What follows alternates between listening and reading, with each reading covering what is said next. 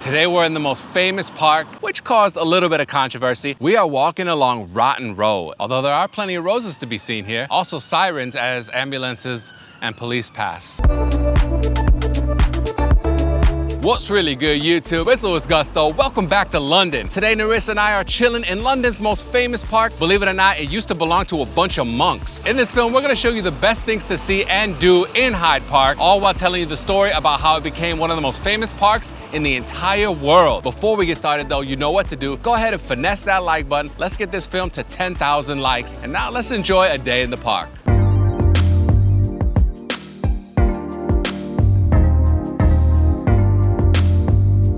Hyde Park is a Grade 1 listed park. That basically means it's a landmark. It's central London's largest park at 350 acres or 140 hectares. Hyde Park is super easily accessible via the tube. You can take the Piccadilly line to Knightsbridge or Hyde Park Corner. That'll get you to the southern part of the park, really close to Wellington Arch. Alternatively, you can take the Central line to Marble Arch, Lancaster Gate, or Queensway.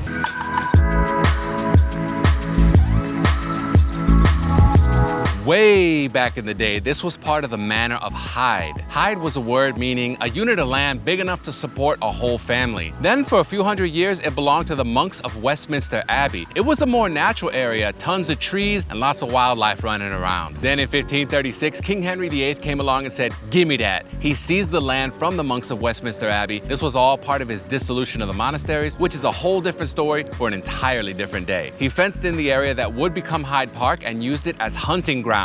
Big time hunter he was. Legend has it that he rode his horse around yelling, "So-ho!" Finally, in 1637, under Charles I, Hyde Park was opened up to the public.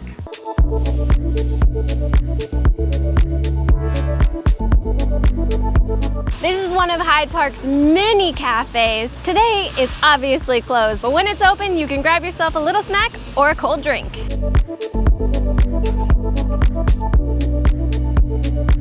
All around Hyde Park, you're gonna find statues like the statue of Achilles that was unveiled in 1822 by order of King George III. It commemorates the first Duke of Wellington and his campaigns in France. It's about 18 feet tall and made out of 33 tons of bronze from melted down cannons. When they first unveiled it, the statue was completely nude, and that caused a little bit of controversy, so they put a fig leaf, you know, where it goes.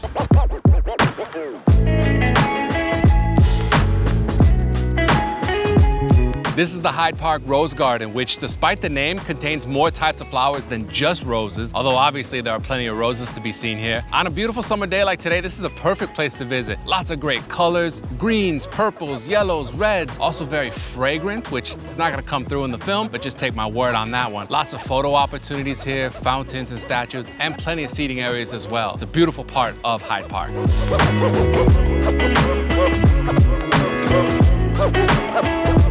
The Serpentine is a large artificial lake in Hyde Park that was created by Queen Caroline to have a very naturalistic look. It actually kicked off a trend here in England. It's very famous in Hyde Park. There's a cafe located here, lots of benches here so you can chill, get some serene views, and watch the birds. There are swan, ducks, and pigeons. You could also rent a boat and paddle on the Serpentine, which is a pretty relaxing way to pass the time.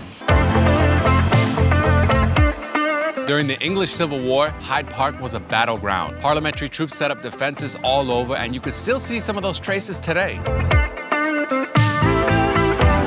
We are walking along Rotten Row. It's called that not because it's putrid or disgusting, but because it's a corruption of Route de Roi, which means King Street. William and Mary had this street built and lit with 300 oil lamps so they could move safely from Kensington Palace to Buckingham Palace. Because back in the day, walking at night could get some royalty robbed by riders on horseback known as highwaymen. Today, it's a bike and walking path, and right next to it, there's a sandy version for horses.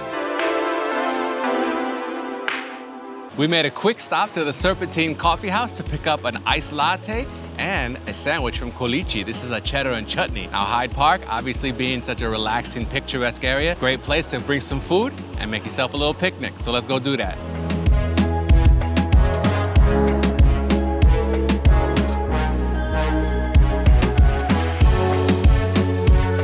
What's the dealio? We hope you're enjoying this film, whether it be about Chicago, New York City, or London. If you could do us this one favor and hit that little red subscribe button. We're trying to reach 100,000 by the end of 2022, and we could really use every single subscription. We appreciate it from the bottom of our icy hearts. Over the decades, many different monarchs changed the landscape of Hyde Park, but perhaps nobody had a bigger impact than Queen Caroline. In addition to creating the Serpentine, she took 300 acres from Hyde Park to create Kensington Gardens, an entirely different park. Let us know in the comments if you want us to take you on a tour of Kensington Gardens.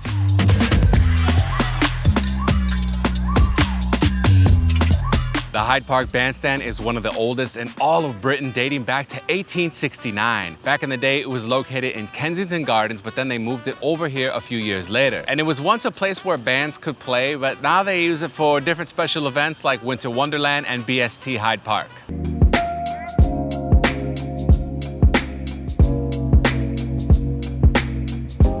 In 1851, the Great Exhibition was held right here in Hyde Park. This was the first industrial World's Fair. Crystal Palace stood right behind us alongside Rotten Row. And coincidentally enough, a couple years later in Chicago, Paul Cornell purchased a bunch of land and named the subdivision Hyde Park. In 1893, that very same neighborhood would also host the World's Fair.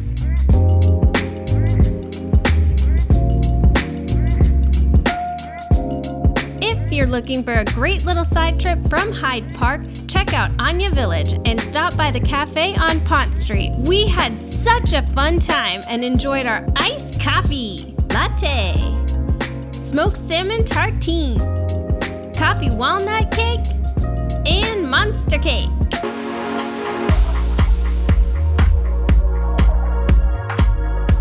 This mosaic commemorates the Reformers tree, which was an old oak tree that was the focus of the protests of the Reform League. They were fighting for the voting rights of all men regardless of wealth or landowning status. It burned down in 1866, but then the stump became a rallying cry and a meeting place to further the cause of the Reform League. This led to the Speaker's Corner being set up in Hyde Park, where people could come every Sunday to speak about whatever issue they want to.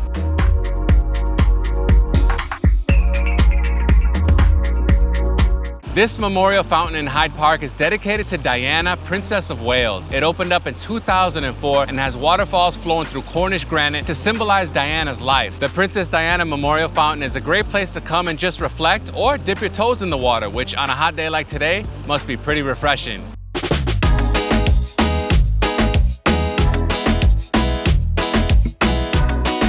In modern times, Hyde Park hosts festivals like Winter Wonderland, an annual Christmas festival, and BST Hyde Park, where you can catch acts like Adele and Pearl Jam. It's also a phenomenal place to bike. Every single year, millions of people from all around the world come to visit London's Hyde Park. Will you be one of them?